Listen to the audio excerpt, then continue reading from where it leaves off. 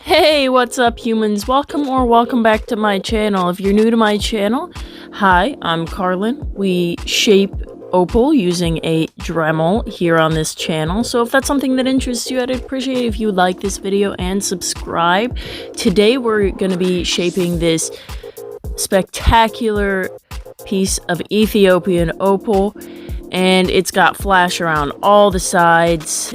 It's truly a beautiful stone. When we measure it out, it's 20 by 14 by 9 millimeters. And when we shine a flashlight through it, you guys can see that there's a lot of dirt pockets coming in from all sides around it, but there is a clean piece right in the middle. We should be able to get something small out of it, but hopefully we'll be able to get past all that dirt and get something good.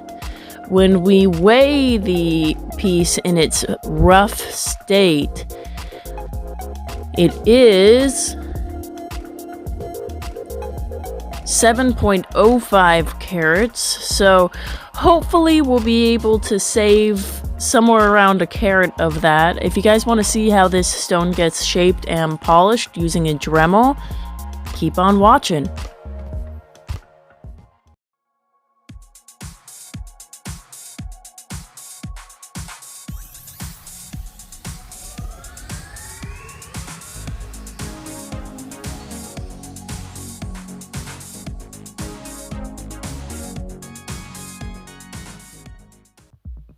So with all that dirt all around it, we really only have that one little section in the middle that we will be able to get a stone out of, maybe. And there is potch on either side of it, as you can see. So maybe if we're lucky, I'll be able to get a rhombus out of this, but I might make a last second decision to turn it into an oval if there is if the dirt goes in too deep. So starting out, I started by taking down those sharp edges that were all around it and kind of focusing on the dirt that is coming in from all sides of the stone. We have it coming in from the back, either side, from all the points, and from the face. And it's that dirt that's coming in from the face, or the side that I would like to make the face, the side that's a bit more rounded, that is giving me a bit of some worry. You know, this is definitely a gamble piece, but if we just try to get out all that dirt, then we'll be able to see what we might be able to get out of it. So I did originally try to go for the more of a rhombus shape, because I do quite enjoy a rhombus with a couple of faces and like a very flat face in the very front. I know I haven't done that on this channel yet, I don't think, but someday I would like to, and this stone is not that stone. Unfortunately, I did have to go into turning it into an oval, because when I was shaping it down into a rhombus shape, it was just like, it would have ended up being a lot smaller of a stone because of how the dirt came in. It was more beneficial to round out the edges and kind of smooth them into each other, rather than going for more of a sharp, angular piece. While I do love those sharp, angular pieces, sometimes it's just not conducive to the stone that I'm working on. But once I got down those sharp edges, which a couple of them had like cracks that flaked off, I don't know if you guys are able to see that in the video, but that did happen. Yeah, I'm just trying to get the dirt out, and at this point here, as you're seeing, this is right where I started turning it into more of an oval shape, hoping that I can round out those edges. And you know, just because the beginning piece is large doesn't necessarily mean that you're gonna be getting a large piece out of it. If there is a lot of dirt going in all around it, or cracks or something, you're just gonna have to keep working it down an even smaller stone than you had originally anticipated. In this case, the stone definitely ended up a lot smaller than I had anticipated, but that'll happen, and it shouldn't be any disappointment there as long as you get a stone out of it in general. You know, I've had stones that I've carved in the past where I was like, you know what, I'll leave that little bit of dirt there, just hoping that it'll be fine. Sometimes it's fine when you leave the dirt in it and nothing happens. I've definitely had some pieces that didn't get messed up from the dirt being left in it, but I've also had some pieces that I just left a tiny speck of dirt in it and then it just totally cracked in half and gave me something unusable that I couldn't turn into a new cabochon. So yeah, it's just something to keep in mind when you have a dirty stone, is just try to not get disappointed. Keep your expectations low. This is the shape that I ended up with when I was done carving it, and you guys can see I was able to capture some of that color bar in the middle, but there is a little bit of the patchy stuff on the side there, but that's fine. You know, we got all the dirt out of it, and it's time to move on to the Nova points. And since this is such a small stone, the Nova points are going to be shaping it a lot. So this is the point where I'm going to take the edges from the side and the face and kind of round them out a bit, try to flatten out the back a bit more so that maybe I could put it in some sort of a setting at some point. You know, I like to make jewelry with my stuff, but if you are somebody who likes more of a an irregular shape that is more like good for wire wrapping, definitely go for that.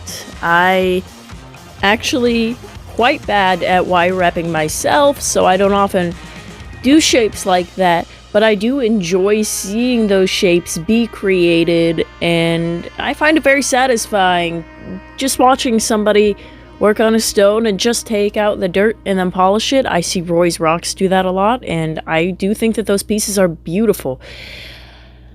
But if you are working on a cabochon, it's really important to just make sure that your sides are all rounded. And with my hands here, I take the sharp edge of the back and I tuck it behind my fingernail, and I kind of work in a circular motion to get out all those, sharper parts of the stone. And most of those sharper parts are going to be ground off in the brown and black Nova points. With something this small, though, traditionally, somebody would be using a dopping stick, and as you guys will see later, I did decide to use a dopping stick because this is that kind of stone that you'll just drop all the time. At least I know I will, so I wanted to give dopping a second chance. It's been a long time since I have done that. But when you're working through the Nova points, just like in a polishing process, you really want to make sure to wipe off your stone to get a nice dry surface for just a second in between each Nova point to make sure that it has gotten out the scratches from the previous point, and it should be pretty obvious. They look like scratches if it's really bad and you need to keep going in for more, and if it's just something light, then you'll see that it will have little white dots all over the surface of it, and that tells you that you need to go back in and polish that out with that bit a bit more. Now with the black Nova point, you're gonna have those spots no matter what, but once you get down to the brown Nova point and the silver Nova point, it should have more of a hazy finish rather than a pockmark finish, so that's something to keep in mind. This is the stone that I ended up with after the Nova points, and as you can see through the pink Nova point, it's very well polished. And it's a very small stone. I'm even having a hard time holding on to it just to show you guys the shape that I did. And then this is the stone when it's been dried out. I left it for a couple of days and I super glued it onto a chopstick so that I could try dopping. And I'm sorry that I didn't film the first dopping, but for these polishing pastes, something like this is really beneficial. I'm constantly dropping my stones if you guys watch my videos, and I'll even have a little section in the end of a video of all the times that I dropped my stone during the polishing process. And in this video, since I'm dopping, I didn't drop it because, you know, I have a stick to hold on to. But I find that when I'm dopping like this with the super glue dopping and I'm working on the Dremel with a round shape like this, it's beneficial to have one hand pinching it at the top and then another hand, my other hand, pinching it at the bottom and twisting it so that your top hand kind of keeps the stone steady while you're twisting it, and you're able to get a bit more control. So this is just how I found that it worked. I figure that if you're using something like a wheel, that you don't deal with as much of the thing that you're grinding on, trying to twist the stone every which way. But I do find that with the Dremel, since it's spinning in a circular motion, it wants to pull it around the bit. So it's really important to keep it steady. And like I said before, it's really important to wipe off the stone each step of the way and make sure that it looks quite a bit better. Now, when you're polishing with these pastes, each paste gives it a pretty nice polish. In fact, if you're really, really lazy and you're keeping the stone for yourself, you could just get away with doing the first 2 polishing pastes here and call it good.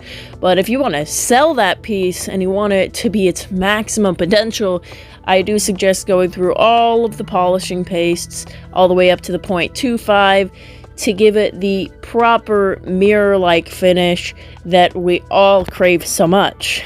And yeah, so you can use cerium oxide with Ethiopian opal. I've seen people do it. I personally have had some bad luck with that. Sometimes I'll find that the cerium oxide sticks inside of the stone in certain spots and I get little white patches, and I really don't like that. It's really not satisfying to me, so that's why I don't do that. But you do you, man. This is me getting some Signature Select brand, cheapest acetone I could get my hands on, and I'm trying to soak off the super glue here and take it off the dopping stick, and that one popped off like a dream. And now we just got to go back and polish the back, and this is the glue that I'm using, and if this glue is not the best, let me know. I just put like a teeny drop on there and I pressed it onto the face of my stone and I held it there until it seemed sturdy. I did have to take some super glue and super glue around the edges, and then this is the stone when I popped it off of the stick when it's finished, and I chipped the face because I was too impatient with the super glue. You fucked up.